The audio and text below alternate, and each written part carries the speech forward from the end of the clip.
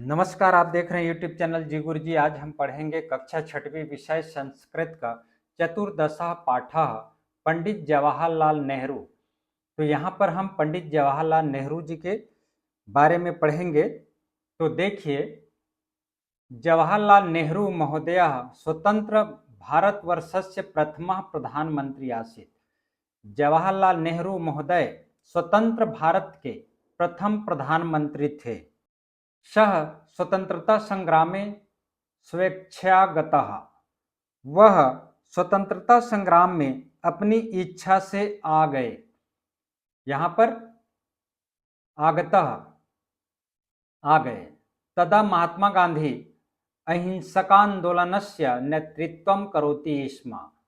तब महात्मा गांधी अहिंसा आंदोलन का संचालन कर रहे थे। नेतृत्व मतलब अगवानी या संचालन। आंदोलनस्य यहाँ पर षष्ठी भक्ति एक वचन। करोति इस्म, करोति मतलब वर्तमान काल है, लेकिन इस्म जहाँ पर लगता है तो वर्तमान काल भूतकाल में बदल जाता है। तो यहाँ पर करोति इस्म मतलब करता था। अस्य जनकः श्री मोतीलाल नेहरू माता स्वरूपा रानी कमला धर्म पत्नी। उनके पिता, इनके पिता जवाहरलाल नेहरू जी के पिता, जनका मतलब होता है पिता, श्री मोतीलाल नेहरू माता स्वरूप रानी कमला धर्म पत्नी इंदिरा च एक सुता, और एक पुत्री इंदिरा, जिसको हम इंदिरा गांधी के नाम से जानते हैं। सुता मतलब होता है पुत्री। विजय लक्ष्मी पंडित भगिनी आसित। विजय लक्ष्मी पंडित बहन थी। आंग्ल देशे कैम्ब्रिज इति विश्वविद्यालये शिक्षां समाप्य सह स्वदेशे समागता। आंग्ल देशे मतलब इंग्लैंड के कैम्ब्रिज विश्वविद्यालय से शिक्षा समाप्त करके, समाप्य मतलब समाप्त करके, वह अपने देश आ गए। स्वदेश मतलब अपने देश, समागता मतलब आ गए। तदा प्रभृति सह स्वजीवनस्य लोकार्पणम अकरोत्। तब से लेकर उन्होंने अपने जीवन को देश के लिए अर्पित कर दिया। लोकार्पणम अकरोत् मतलब अर्पित कर दिया। जवाहरलाल कृपालु सहृदय वाग्मी विधिज्ञ च आसीत्। जवाहरलाल नेहरू दयालु, कृपालु मतलब दयालु, सहृदय मतलब स्वच्छ हृदय वाले, साफ हृदय वाले, वाग्मी मतलब भाषण कला में निपुण, विधिज्ञ मतलब विधि शास्त्र के ज्ञाता थे। महात्मा गांधी यदि राष्ट्रपिता कथ्यते तर्हि नेहरू राष्ट्र निर्माता। यदि महात्मा गांधी राष्ट्रपिता कहलाते हैं तो नेहरू को राष्ट्र निर्माता कहा जा सकता है। नेहरू लेखक अपि आसीत्। जवाहरलाल नेहरू लेखक भी थे। तेन लिखितानि बहुनी पुस्तकानि सन्ति। उन्होंने बहुत सारी पुस्तकें लिखी हैं। पुस्तकानि मतलब बहुवचन है। नेहरू साहित्यम लोकप्रियम अस्ति। नेहरू साहित्य लोकप्रिय है। अद्यापि सर्वे तानि पुस्तकानि पठन्ति ज्ञान समृद्धा च भवन्ति। अद्यापि मतलब आज भी, अद्य धन अपि, अद्य मतलब आज, अपि मतलब भी, आज भी सब उन पुस्तकों को पढ़ते हैं। पुस्तकानि पठन्ति मतलब पढ़ते हैं और ज्ञान से समृद्ध होते हैं। सह बहुवारम कारागारम अपि अगच्छत्। वे बहुत बार जेल भी गए। बहुवारम, वारम मतलब बारम, बहुत बार, कारागारम मतलब जेल, अपि मतलब भी, अगच्छत गए। 1942 ख्रीस्ताब्दे प्रस्ताव पारितः। 1942 में भारतम त्यज अयम प्रस्ताव देशे सर्वत्र प्रसृतः।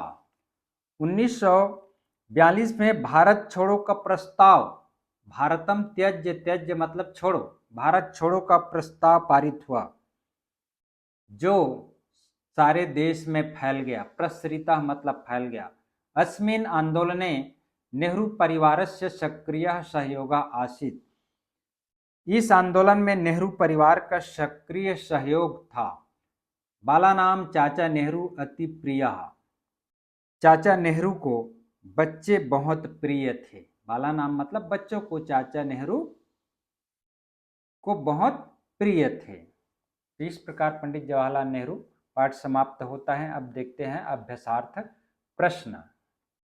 तो अभ्यास के अंतर्गत देखिए प्रश्न 1, निम्नलिखित प्रश्नों के उत्तर संस्कृत भाषा में लिखिए। संस्कृत भाषा में आपको प्रश्नों का उत्तर लिखना है। तो पहला प्रश्न है, जवाहरलालस्य पितुः किम नाम, अर्थात जवाहरलाल नेहरू जी के पिता का क्या नाम। तो इसका उत्तर है जवाहरलालस्य पितुः नाम श्री मोतीलाल नेहरू, अर्थात जवाहरलाल जी के पिता का नाम मोतीलाल नेहरू था। दूसरा, कमला कस्य धर्मपत्नी आसीत, अर्थात कमला किसकी धर्मपत्नी थी। तो इसका उत्तर है कमला जवाहरलालस्य धर्मपत्नी आसीत, अर्थात कमला जवाहरलाल की धर्मपत्नी थी।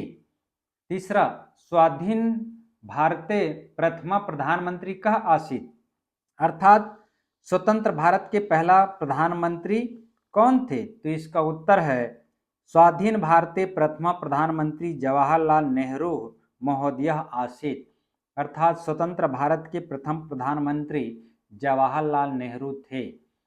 चौथा है, स्वरूप रानी कस्य माता आसीत, अर्थात स्वरूप रानी किसकी माता थी। तो इसका उत्तर है स्वरूप रानी जवाहरलालस्य माता आसीत, अर्थात स्वरूप रानी जवाहरलाल की माता थी। पांचवा, कस्य सुता इंदिरा आसीत, अर्थात इंदिरा किसकी पुत्री थी। तो इसका उत्तर है जवाहरलालस्य सुता इंदिरा आसीत, अर्थात इंदिरा गांधी जवाहरलाल की पुत्री थी। 6, भारतम त्यज प्रस्ताव कदा पारिता, अर्थात भारत छोड़ो आंदोलन कब पारित हुआ। इसका उत्तर है भारतम त्यज प्रस्ताव 1942 ख्रीस्ताब्दे पारिता, अर्थात भारत छोड़ो आंदोलन 1942 ईस्वी में पारित हुआ। प्रश्न क्रमांक 2 है, संस्कृत में अनुवाद कीजिए। पहला, बालक पुस्तक पढ़ता है तो बालकः पुस्तकम पठति। दूसरा है, वह आता है तो सह आगच्छति। तीसरा, तुम कहाँ जाते हो तो त्वम कुत्र गच्छसि। चौथा, श्री गुरु को प्रणाम, तो इसका अनुवाद होगा श्री गुरुवे नमः। पांचवा, हम दोनों विद्यालय जाते हैं तो अवाम, अवाम मतलब हम दोनों होता है विद्यालयम गच्छावः। प्रश्न 3 है, संधि विच्छेद कीजिए। पहला, अद्यापि, अद्यधन अपि, समागतः, समधन आगतः। तीसरा, लोकार्पणम, लोकधन अर्पणम। प्रश्न 4 है, निम्नलिखित शब्दों की सभी विभक्तियों में कारक रचना लिखिए। सभी विभक्ति में पुस्तक का लिखना है, विद्यालय का लिखना है। तो ये पुस्तक का आपका नपुंसकलिंग में चलेगा, जैसे पुस्तकम पुस्तके पुस्तकानि, द्वितीय पुस्तकम पुस्तके पुस्तकानि, अर्थात प्रथमा और द्वितीय एक ही रहेगा। तृतीय में पुस्तकेन पुस्तकभ्याम पुस्तकै, चतुर्थी पुस्तकाय पुस्तकभ्याम पुस्तकेभ्यः, पंचमी पुस्तकात् पुस्तकभ्याम पुस्तकेभ्यः, षष्ठी पुस्तकस्य पुस्तकयोः पुस्तकानां, सप्तमी पुस्तके पुस्तकयोः पुस्तकेषु। पुस्तकम पुस्तके पुस्तकानि, जैसे पत्रम पत्रे पत्राणी चलता है उसी प्रकार से। बाकी जो है अकारांत तृतीया से लेकर के पुरलिंग की तरह चलेगा। विद्यालय का देखिए शब्द रूप, प्रथमा विद्यालयः विद्यालयः विद्यालयाः, द्वितीय विद्यालयम विद्यालय विद्यालयान्, तृतीय विद्यालयेन विद्यालयभ्याम विद्यालयः, चतुर्थी विद्यालय विद्यालयाभ्याम विद्यालयेभ्यः, पंचमी विद्यालयात् विद्यालयभ्याम विद्यालयेभ्यः, षष्ठी विद्यालयस्य विद्यालयोः विद्यालयानां, सप्तमी विद्यालये विद्यालयोः विद्यालयेषु। संबोधन हे विद्यालय, हे विद्यालय, हे विद्यालय।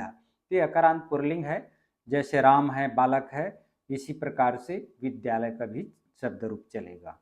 जिस प्रकार यह पाठ आपका समाप्त होता है, तो वीडियो को देखते रहिए, लाइक एवं सब्सक्राइब जरूर कीजिएगा। धन्यवाद।